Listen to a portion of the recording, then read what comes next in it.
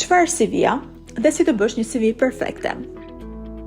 CV-a ose biografia është hyrja jote në botën e punës ose karta jote personale e biznesit.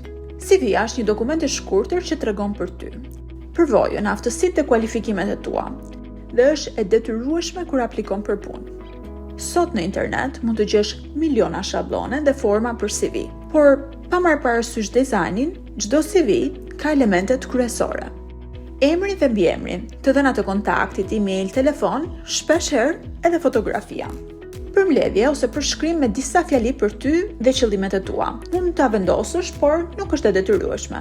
Arsimi, shkruan fakultetin ose shkollën që ke përfunduar.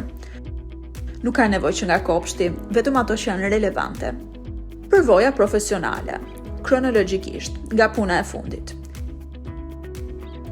Mund të jetë dhe punë studentore apo praktik. Gjithmonë shkruaj pozitën, kompaninë, periudhën dhe shkurtimisht detyrat që ke kryer. Gjëra shtesë, aftësi, antarësi në organizata, çmime, aktivitete jashtëshkollore, vullnetarizëm, gjithçka që tregon aftësitë edhe angazhimin tënd. Fakt interesant, menaxherët e HR-it kalojnë mesatarisht 6 deri në 7 sekonda në shikimin e CV-s dhe gjithnjë e më shpesh nuk e bën njerëzit, por software-et. Prandaj është më rëndësi të dish si të shkruash një CV që shpejt dhe qartë tregon cilësitë e tua. Ne pyetëm disa menaxher HR-i dhe ja çfarë këshillojnë. Përshtat CV-n dhe letra motivuesme për çdo aplikim të veçantë. Mos dërgo të njëjtin model tek të gjithë. Thekso rezultatet konkrete. Për shembull, rrita shitjet me 20%. Udhëhoqja një ekip prej 5 vetash. Jo vetëm çfarë ke bërë. Je i qartë dhe i përmbledhur, maksimumi një faqe për CV për studentët e fillestar dhe një faqe, një letër motivuese. Shëno vetëm ato aftësi që ke dhe ato që kërkon punëdhënësi. Kontrollo drejt shkrimin dhe gramatikën. Një gabim i vogël mund të duket jo profesional.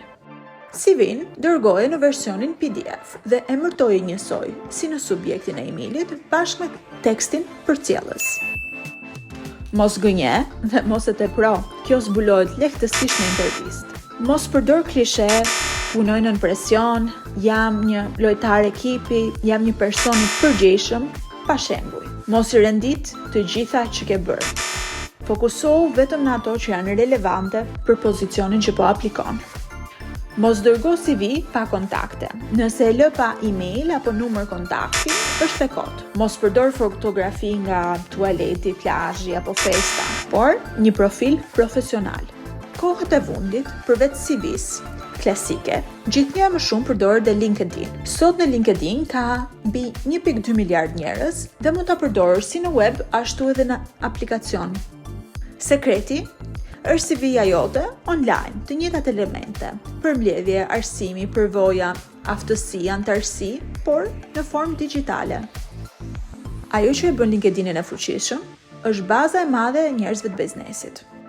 Aty mund të shohësh lehtësisht kush punon ku, kush është HR ku, çfarë kualifikimesh kanë, mund t'i shtosh në lidhjet e tua dhe mund të dërgosh mesazh që shpesh e lexojnë edhe përpara një emaili zyrtar. Nëse ndjek njerëz dhe kompani interesante, do të shohësh çfarë publikojnë, cilat evente ndjekin, cilat pozita hapin, cilat janë trendet. Prandaj, LinkedIn-i është një thesar i informacionit të biznesit dhe mjeti më i fortë për networking. Në postime, mund edhe të komentosh apo të bësh pyetje. Pra funksionon si një rrjet social në biznes i vërtet. Përveç CV-s, më rëndësi është dhe intervista e punës, për të cilën do ta mësosh në episodin tjetër të Star. Dhe poshtë videos mund të gjesh disa linqe të dobishme me këshilla më të detyruara për CV-n tënde. Suksese!